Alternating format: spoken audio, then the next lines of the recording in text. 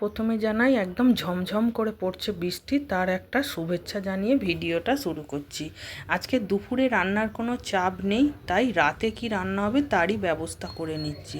রাতে হবে কুমড়ো আলুর তরকারি আর রুটি, সেই জন্যে আটাটা মাখিয়ে রেখে দিচ্ছি, কারণ আজকে বুধবার, মেয়েকে নিয়ে যাব আঁকার স্কুলে। মেয়ে নেই, তারপরে তোমাদের দাদাভাই কাজে চলে গেছে, জল পড়ছে, কি করব, শুয়ে বসে কতক্ষণ থাকবো। দুপুরে রান্নাও সেরকম কিছু আজকে হবে না, তাই রাতেরটাই জোগাড় করে নিচ্ছি। দেখতেই পাচ্ছ আটাটা মাখা হোক, তাহলে তারপরে আবার তোমাদের সামনে আসছি।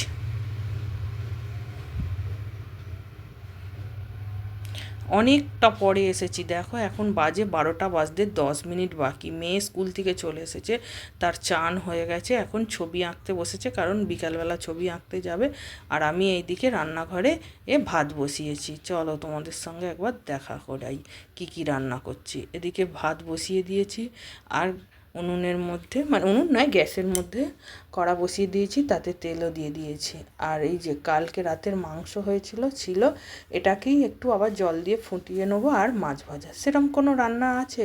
এইটুকু রান্না হতে কতক্ষণ লাগবে, দেখো হয়েও গেছে। ঘরের মধ্যে ধরে নিয়ে চলে এসেছি, একটু লেবু আর পেঁয়াজ কেটে নিয়েছি। আর এটা তো আম, দেখতেই পাচ্ছ।